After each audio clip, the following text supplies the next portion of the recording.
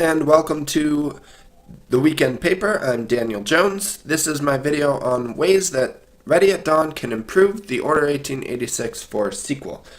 As you can see from that opening part, the Order is pretty cool. There's a lot going on in this game. There's werewolves, there's zeppelins, there's some other creatures that I won't name because it'd be a spoiler.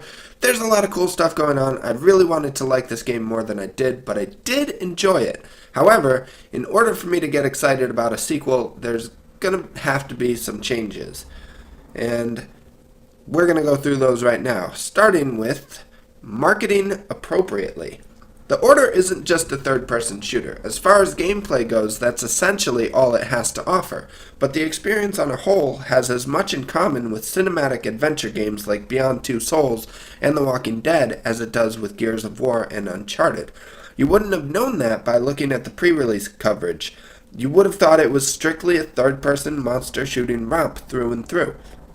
And you'd be forgiven for thinking that because Sony's marketing and PR painted this game as just that. Then when reviews hit, critics and gamers were surprised by the vast amount of storytelling moments and strict adherence to a filmic telling of a very specific tale. This misconception could very well be blamed on the game's seeming lack of solid identity, though.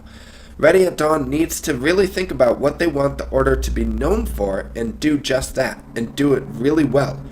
As it is now, it's a game without an identity, a jack of many trades and a master of none. Number 2. Make Lafayette and Igraine playable characters and more important players in the plot. When the Order 1886 was first revealed, it looked like a co-op game because it was revealed with these 4 characters. And it would have been cool as a co-op game, or it would have at least been cool to be able to play as those other 3 characters. Especially Lafayette and Igraine, because they're not your typical video game protagonists.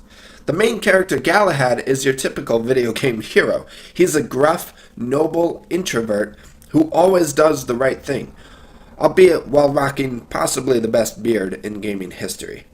On the other hand, Lafayette and Issy are much more interesting characters, with unique personalities and backstories that were hinted at but never fully explored.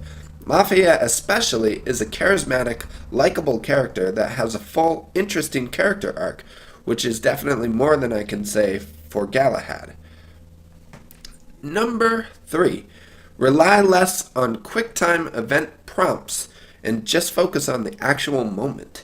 So many times, the Order 1886 made me use button prompts instead of simply using classic control movements to achieve the same result. Instead of simply sneaking up on enemies during stealth sequences and pressing the melee button to stab them, you have to wait until a prompt comes on screen, and if you mistime it, you're instantly dead. In one of the final sequences, you're prompted to shoot a lichen that's attacking an ally. In order to do this, you need to move the cursor over a specific spot on the werewolf, then hit a button prompt. I failed at this a couple of times because the game didn't properly communicate what I was supposed to do, and it just killed the tension. The same effect could have been achieved if I had just been able to aim at the lichen and pull the trigger. Sometimes it seemed like the developers were too focused on QuickTime moments to the detriment of playability, and they overthought it. When the wheel isn't broken, you don't need to reinvent it, or something like that. This would also help make some of the cool moments in the game even better. The hijacking mission aboard the huge Zeppelin that I just showed, yeah, that was awesome, but it felt more like a guided tour through a theme park than a roller coaster that's gone off the rails. Ready at Dawn clearly took much inspiration from Naughty Dog and the Uncharted series for this game, but they failed at making those interactive moments special in the way Naughty Dog does so well. Number 4. Provide more quiet character moments and make the forced walking sections meaningful. Another thing they could learn from Naughty Dog is to give characters room to breathe while still giving the player something to do. The Order isn't all shooting all the time, and I appreciate that about it. But when you're not in the midst of action, you're usually just wandering around looking at things that have little relevance to the story.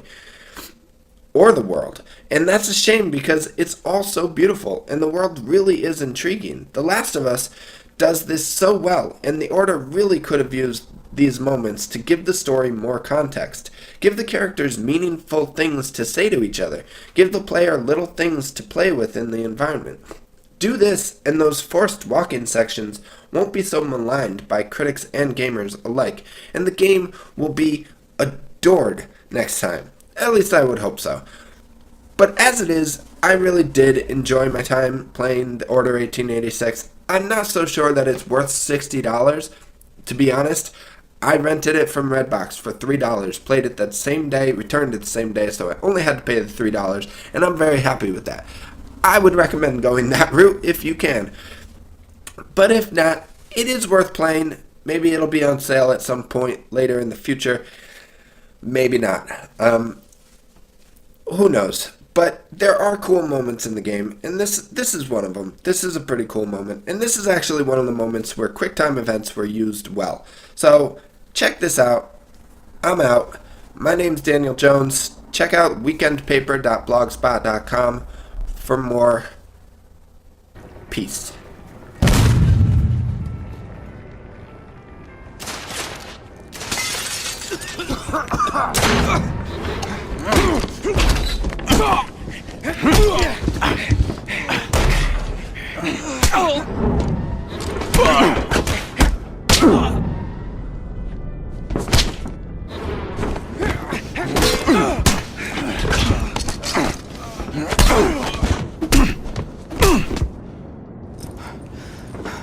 We seized the ship in the name of liberty.